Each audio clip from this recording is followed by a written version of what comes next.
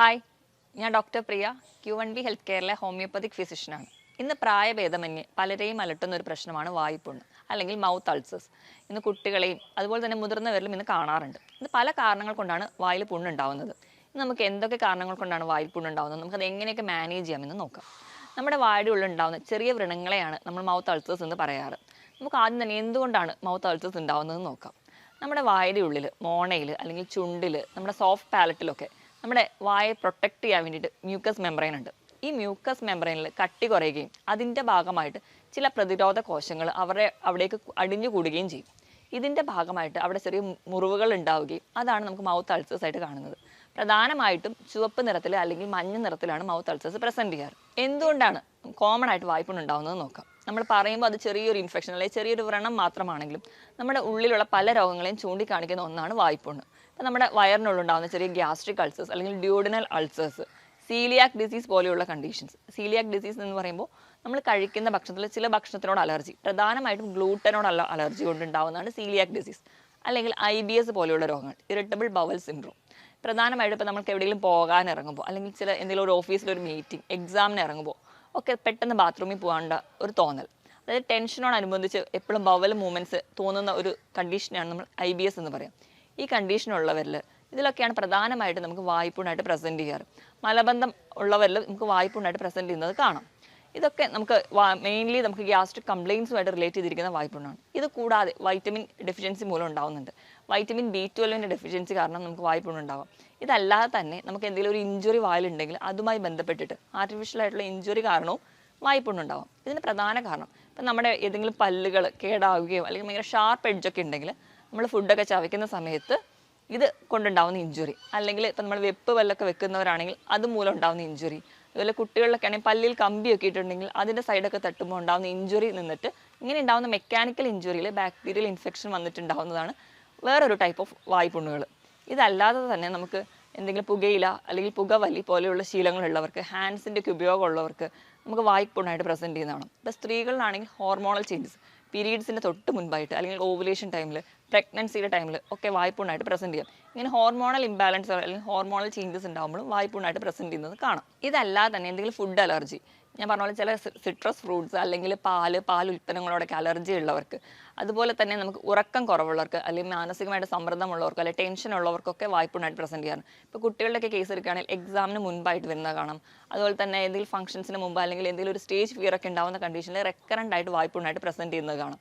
ഇതല്ലാതെ തന്നെ നമ്മുടെ വയറിൽ H. പൈലോറി ഇൻഫെക്ഷനോ നമുക്ക് അസിഡിറ്റിയോ പുളിച്ചിത്ത കിട്ടൽ പോലെയുള്ള ബുദ്ധിമുട്ടുണ്ടെങ്കിൽ നമ്മുടെ വയറിൻ്റെ ഒരു മൂവ്മെൻറ്റ്സ് ഒന്നും കറക്റ്റ് അല്ലാതെ വരുമ്പോൾ, ദഹനം കറക്റ്റ് അല്ലാതെ വരുന്ന കണ്ടീഷൻസിലൊക്കെ വായ്പുണ്ണായിട്ട് പ്രസൻറ്റ് ചെയ്യാറുണ്ട്. ഇത് കൂടാതെ തന്നെ ഫോളിക് ആസിഡിൻ്റെ കുറവ്, ഇരുമ്പിൻ്റെ കുറവ് നമ്മുടെ ബ്ലഡിലൊക്കെ ഉണ്ടാകുമ്പോഴും നമുക്ക് വായ്പുണ്ണായിട്ട് പ്രസൻറ്റ് ചെയ്യാറുണ്ട്. പ്രധാനമായിട്ടും വായ്പുണ്ണ് എന്ന് പറയുന്നത് 3 ടൈപ്പായിട്ടാണ് കാണുക.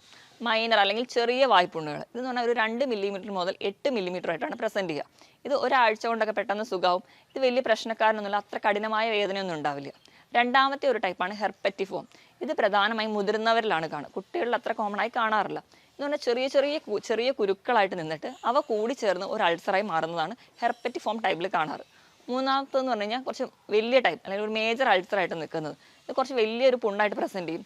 1-2 ആഴ്ച വരെ എടുക്കും ഇവ സുഖപ്പെടുക. കുറച്ചുകൂടെ ഡീപ്പ് അൾസേഴ്സ് ആയതുകൊണ്ട് തന്നെ കുറച്ചുകൂടി അധികമായ വേദന ഈ ഒരു അൾസറിന് ഉണ്ടാവാറുണ്ട്.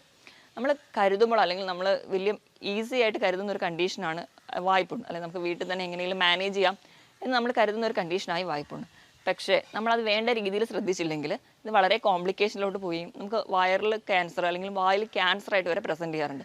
ഇപ്പം ചെറിയ വായ്പുണ്ണുകൾ ഇടയ്ക്കിടയ്ക്ക് വരുന്നവർ, അല്ലെങ്കിൽ ഒരു പുണ്ണ് മാറിയ ഉടനെ അടുത്തത് വരിക, ഇങ്ങനത്തെ ചില പ്രസൻറ്റേഷനൊക്കെ ഉണ്ടെങ്കിൽ നിങ്ങൾ എപ്പോഴും ഒരു ഡോക്ടറുടെ കൺസൾട്ടേഷൻ എടുക്കണം. അതായത് വായ്പുണ്ണുള്ളവർക്ക് ഈ പുകയില അല്ലെങ്കിൽ പുകവലി പോലെയുള്ള ശീലങ്ങൾ ഉണ്ടെങ്കിൽ ഇവ നമുക്ക് പെട്ടെന്ന് ഒരു മൗത്ത് ക്യാൻസറിലേക്ക് ഉണ്ടാവാനുള്ള ചാൻസ് കൂട്ടുന്നുണ്ട്. അതുപോലെ തന്നെയാണ് ഇപ്പം നമുക്ക് ഒരു പുണ്ണ് വന്ന് അത് മാറുമ്പോൾ തന്നെ അടുത്തത് ചിലപ്പോൾ മാസത്തിൽ അല്ലെങ്കിൽ വർഷത്തിൽ 2-3 വരുന്നതൊക്കെ കോമൺ ആണ്. ഇതല്ലാതെ തന്നെ ഒന്ന് മാറി അടുത്തത് വരിക, അങ്ങനെ റെക്കറൻ്റ് ആയിട്ട് വരിക. അതിനോടൊപ്പം തന്നെ നമുക്ക് ജോയിൻറ്റ് പെയിൻ ഉണ്ട്, അതുപോലെ തന്നെ കഠിനമായ ക്ഷീണം, നമ്മുടെ ബോഡി വെയിറ്റ് കുറയുക, ഭക്ഷണം കഴിക്കാനുള്ള ബുദ്ധിമുട്ട്, സംസാരിക്കാൻ ബുദ്ധിമുട്ട്, ഇങ്ങനെ പല പ്രശ്നങ്ങളായിട്ട് നിൽക്കുന്നുണ്ടെങ്കിൽ നമ്മൾ എപ്പോഴും ഒരു ഡോക്ടറെ കൺസൾട്ട് ചെയ്യണം. ഇതല്ലാതെ തന്നെ ചിലപ്പോൾ നമുക്ക് പുണ്ണിന് അവിടെ സ്റ്റിൽ പ്രസൻ്റ് ആണെങ്കിൽ പോലും നമുക്ക് പെയിൻ അനുഭവപ്പെടാതിരിക്കുക. അതായത് ആ വ്രണം ഉണങ്ങുന്നില്ല, പക്ഷേ നമുക്ക് വായ്പുണ്ണ് എപ്പോഴും ഉണ്ടാവും. അതായത് വ്രണമായിട്ട് തന്നെ നിൽക്കും, പക്ഷേ വേദന അനുഭവപ്പെടുന്നില്ല. ഇങ്ങനെയൊക്കെ ഉണ്ടെങ്കിലും നമ്മൾ വേറെ പരിശോധനകൾ ചെയ്യാറുണ്ട്, അല്ലെങ്കിൽ സ്വാബ് ടെസ്റ്റ് ഒക്കെ ചെയ്ത് നമ്മൾ എന്താണ് കണ്ടീഷൻ എന്ന് ഉറപ്പ് വരുത്താറുണ്ട്. അതുകൊണ്ട് നമ്മൾ എപ്പോഴും വായ്പുണ്ണാണല്ലോ, അല്ലെങ്കിൽ നമുക്ക് ഈസി ആയിട്ട് വീട്ടിൽ മാനേജ് ചെയ്യാം എന്ന് കരുതുന്ന ഒരു കണ്ടീഷനായി മാത്രം നമ്മൾ വായ്പുണ്ണിനെ കരുതരുത്. ഇനി നമുക്ക് എങ്ങനെയൊക്കെ വായ്പുണ്ണ് മാനേജ് ചെയ്യാം എന്ന് നോക്കാം. അപ്പോൾ മാനേജ്മെൻറ്റിൻ്റെ ആദ്യത്തെ സൈഡ് എന്ന് പറഞ്ഞാൽ എന്തുകൊണ്ടാണ് വായ്പുണ്ണ് ഉണ്ടാകുന്നതെന്ന് നമ്മൾ തിരിച്ചറിയണം. അപ്പോൾ നമുക്ക് ഗ്യാസ്ട്രിക് സംബന്ധമായിട്ട് എന്തെങ്കിലും രോഗങ്ങൾ, അല്ല അസിഡിറ്റി പോലെയുള്ള രോഗങ്ങളുള്ളവരാണെങ്കിൽ, IBS പോലെയുള്ള ബുദ്ധിമുട്ടുള്ളവരോ, അല്ലെങ്കിൽ സീലിയാക് ഡിസീസോ, ഞാൻ പറഞ്ഞ പല കണ്ടീഷൻസ് ഒക്കെ ഉള്ളവരാണെങ്കിൽ അത് ആദ്യം കറക്റ്റ് ചെയ്യാം. അപ്പോൾ മലബന്ധമൊക്കെ ഉള്ളവരാണെങ്കിൽ അവരുടെ ഫുഡിലൂടെ അത് എങ്ങനെ കറക്റ്റ് ചെയ്യാം എന്ന് നോക്കണം. അതിനായിട്ട് ഇപ്പം അസിഡിറ്റി പോലെയുള്ള ബുദ്ധിമുട്ടാണെങ്കിൽ നമ്മൾ മാക്സിമം ആ ഒരു പുളിയുള്ള ഭക്ഷണങ്ങൾ ഒഴിവാക്കുക, കറക്റ്റ് സമയത്ത് തന്നെ ഭക്ഷണം കഴിക്കുക, ധാരാളം വെള്ളം കുടിക്കുക തുടങ്ങിയ കാര്യങ്ങൾ ശ്രദ്ധിക്കുക. ഇപ്പം ഗ്യാസ്ട്രിക് അൾസർ പോലെയുള്ളവരാണെങ്കിൽ മാക്സിമം നമ്മൾ എരിവിൻ്റെ അളവ് കുറയ്ക്കുക, അതുപോലെ തന്നെ ഹോട്ടൽ ഫുഡുകളും സ്പൈസി ഫുഡുകളും കുറയ്ക്കുക. ഇതിനോടൊപ്പം തന്നെ നമ്മുടെ വയറിൻ്റെ ആരോഗ്യം മെച്ചപ്പെടുത്താൻ വേണ്ടിയിട്ട് ഗട്ട് ഹെൽത്തിന് കുറച്ച് ഇമ്പോർട്ടൻസ് ഉണ്ട്. ഗട്ട് ഹെൽത്ത് എന്ന് പറയുമ്പോൾ നമ്മൾ ഏറ്റവും ആദ്യം പ്രധാനമായിട്ട് നമ്മൾ ഓർക്കേണ്ട ഒന്നാണ് പ്രോബയോട്ടിക്സ്. അതായത് നമ്മൾ എപ്പോഴും ഭക്ഷണത്തിൽ നമ്മൾ സ്ഥിരമായിട്ട് നമ്മളെ ബാക്ടീരിയ വളർച്ചകൾക്ക് വേണ്ടി നമ്മുടെ വയറിൻ്റെ ഉള്ളിൽ ധാരാളം ബാക്ടീരിയകളുണ്ട്. ഈ ഒരു ബാക്ടീരിയയാണ് നമ്മുടെ വയറിൻ്റെ ഹെൽത്തിന് വേണ്ടിയിട്ട് പ്രൊട്ടക്റ്റ് ചെയ്യുക, അല്ലെങ്കിൽ നമ്മുടെ ശരീരത്തിൻ്റെ മൊത്തം പ്രവർത്തനങ്ങളെ സപ്പോർട്ട് ചെയ്യുന്നത്. ഈ ബാക്ടീരിയകളുടെ വളർച്ചയ്ക്ക് വേണ്ടി സഹായിക്കുന്നവയാണ് പ്രോബയോട്ടിക്സ്. ഇങ്ങനെയുള്ള പ്രോബയോട്ടിക്സുകളാണ് നമ്മൾ വീട്ടിൽ തന്നെ ഉണ്ടാകുന്ന പഴങ്കഞ്ഞി, തൈര് തുടങ്ങിയവ. ഇവ സ്ഥിരമായിട്ട് പുളിയില്ലാത്ത തൈര് നമ്മൾ വീട്ടിൽ നമ്മുടെ ഫുഡിനോടൊപ്പം എപ്പോഴും കഴിക്കുകയാണെങ്കിൽ ഒരു പരിധി വരെയൊക്കെ നമുക്ക് നമ്മുടെ ബാക്ടീരിയൽ ഗ്രോത്ത് മെച്ചപ്പെടുത്താൻ പറ്റും. അതുവഴി നമ്മുടെ വയറിൻ്റെ ആരോഗ്യം മെച്ചപ്പെടുത്താം. അതുവഴി നമുക്ക് വായ്പുണ്ണ് പോലെയുള്ള കണ്ടീഷൻസ് ഒഴിവാക്കാൻ പറ്റും. ഇതുകൂടാതെ ചില പേസ്റ്റിൻ്റെ ഉപയോഗവും നമുക്ക് വായ്പുണ്ണ് ഉണ്ടാക്കുന്നുണ്ട്. ഇപ്പം ചില പേസ്റ്റിൻ്റെ കണ്ടൻസ് ആണ് സോഡിയം ലോറൽ സൾഫേറ്റ് എന്ന് പറയുന്ന ഒരു കണ്ടൻറ്റ് ഒക്കെയുള്ള പേസ്റ്റ് സ്ഥിരമായിട്ട് ഉപയോഗിക്കുകയാണെങ്കിൽ നമുക്ക് വായ്പുണ്ണ്. ഇങ്ങനെയൊക്കെയുള്ള കണ്ടൻസ് ഇല്ലാത്ത പേസ്റ്റുകൾ മേടിച്ച് ഉപയോഗിക്കാൻ വേണ്ടി ശ്രദ്ധിക്കുക. അതുപോലെ തന്നെ എപ്പോഴും ഓറൽ ഹൈജീൻ മെയിൻറ്റെയിൻ ചെയ്യുക. ഇപ്പം നമുക്ക് പല്ലുകൾ മൂലമൊക്കെയാണ് നിങ്ങൾക്ക് വായ്പുണ്ണ് ഉണ്ടാകുന്നത്, അല്ലെങ്കിൽ അതിൻ്റെ ഒരു ഷാർപ്പ് എൻഡ് മൂലമാണെങ്കിൽ ആ ഒരു പല്ല് നിങ്ങൾ ഡെന്റിസ്റ്റിൻ്റെ അഡ്വൈസ് പ്രകാരം ട്രീറ്റ്മെൻറ്റ് എടുത്ത് ശരിയാക്കാൻ വേണ്ടി ശ്രദ്ധിക്കുക. കാരണം ഈ റെക്കറൻ്റ് ആയിട്ട് അൾസർ നിൽക്കുന്നതും നമുക്ക് മൗത്ത് ക്യാൻസേഴ്സ് ഒക്കെ ഉണ്ടാകാനുള്ള ചാൻസ് വളരെ കൂടുതലാണ്. അതുപോലെ ഭക്ഷണത്തിൽ വൈറ്റമിൻ B12, ഫോളിക് ആസിഡ്, അയണിൻ്റെ കണ്ടൻറ്റൊക്കെ കൂടുതലായിട്ട് ഉൾപ്പെടുത്തുക. വൈറ്റമിൻ B12 ധാരാളമായിട്ടുള്ളത് ഇലക്കറികളിലാണ്, തൈരിൽ അല്ലെങ്കിൽ പാലുൽപ്പന്നങ്ങളിലും ഉണ്ട്. ചെറിയ തോതിലൊക്കെ മത്സ്യത്തിലും നമ്മുടെ കക്ക, ഞണ്ട് പോലുള്ള ഷെൽ ഫിഷസിലും ഉണ്ട്. ഇത് ധാരാളമായിട്ട് ഭക്ഷണത്തിൽ ഉൾപ്പെടുത്തുക. ഫ്രൂട്ട്സിൻ്റെ കേസൊക്കെ ആണെങ്കിൽ പപ്പായ അല്ലെങ്കിൽ പേരയ്ക്ക പോലുള്ള ഫ്രൂട്ട്സിലും ധാരാളം വൈറ്റമിൻ B12 ഉണ്ട്. ഇതൊക്കെ മാക്സിമം കഴിക്കുക. അപ്പോൾ നമുക്ക് കുറച്ചും കൂടി ഒരു വൈറ്റമിൻ ഡെഫിഷ്യൻസി ഒക്കെ ഓവർകം ചെയ്യാൻ പറ്റും. അയൺ അടങ്ങിയ ഭക്ഷണങ്ങൾ, അത് ഇരുമ്പടങ്ങിയ ഭക്ഷണങ്ങളും ഇലക്കറികൾക്കും ധാരാളമായി ഉൾപ്പെടുത്തുക. ഇങ്ങനെയൊക്കെ നമുക്ക് ആ ഒരു ഡെഫിഷ്യൻസി കുറച്ച് അതുവഴി നമുക്ക് വായ്പുണ്ണ് തടയാൻ പറ്റും. ഇപ്പോൾ ഉറക്കം കുറവൊക്കെ ഉള്ളവരാണെങ്കിൽ മാക്സിമം നമ്മുടെ ഒരു ഹെൽത്തിന് വേണ്ടിയിട്ട് കൃത്യസമയത്ത് ഉറങ്ങുക. ഒരു 6 മുതൽ 7 മണിക്കൂർ വരെയെങ്കിലും ഉറങ്ങാൻ ശീലിക്കുക. സ്ട്രെസ്സോ ടെൻഷനോ ഒക്കെ ഉള്ളവരാണെങ്കിൽ ഒരു മെഡിറ്റേഷനോ യോഗയൊക്കെ എടുക്കുക. അതുവഴി നിങ്ങളുടെ സ്ട്രെസ്സും ടെൻഷനും ഒക്കെ കുറയ്ക്കുക. ഹോർമോണൽ ഇംബാലൻസോ അങ്ങനെ എന്തെങ്കിലും രോഗങ്ങളൊക്കെ ഉള്ളവരാണെങ്കിൽ അത് കറക്റ്റ് ചെയ്യുക. അതോടൊപ്പം തന്നെ ഇപ്പോൾ പുകയിലയുടെ ഉൽപ്പന്നങ്ങൾ ഉപയോഗിക്കുന്നവരൊക്കെ ആണെങ്കിൽ അത് കൃത്യമായിട്ട് തന്നെ സ്റ്റോപ്പ് ചെയ്യുക. അപ്പോൾ ഇങ്ങനെയുള്ളവർക്ക് ഇങ്ങനെ ഒരു അൾസർ റിക്കറൻ്റ് ആയിട്ട് വരികയാണെങ്കിൽ പെട്ടെന്ന് തന്നെ നമുക്ക് ക്യാൻസർ ഉണ്ടാകാനുള്ള ചാൻസ് ഉണ്ട്. അതുപോലെ തന്നെ നമ്മൾ ഈ മൗത്ത് അൾസേഴ്സ് ഒരു 2 ആഴ്ചയിൽ കൂടുതലായിട്ടും മാറുന്നില്ലെങ്കിൽ നിങ്ങൾ എപ്പോഴും ഒരു ഡോക്ടറെ തന്നെ കൺസൾട്ട് ചെയ്യണം. ഇങ്ങനെ 2 ആഴ്ചയിൽ അധികമായി നിൽക്കുന്നുണ്ടെങ്കിൽ നിങ്ങൾ ഡോക്ടറെ കൺസൾട്ട് ചെയ്യുക. ഒരിക്കലും വീട്ടിൽ തന്നെ ഓരോ പൊടിക്കൈകൾ വെച്ച് മാനേജ് ചെയ്യാതിരിക്കാൻ വേണ്ടി ശ്രദ്ധിക്കണം. ഇനി നമുക്ക് എങ്ങനെ വായ്പുണ്ണ് വീട്ടിൽ തന്നെ ഒരു പരിധി വരെയൊക്കെ എങ്ങനെ ചില പൊടിക്കൈകൾ കൊണ്ട് മാനേജ് ചെയ്യാമെന്ന് നോക്കാം.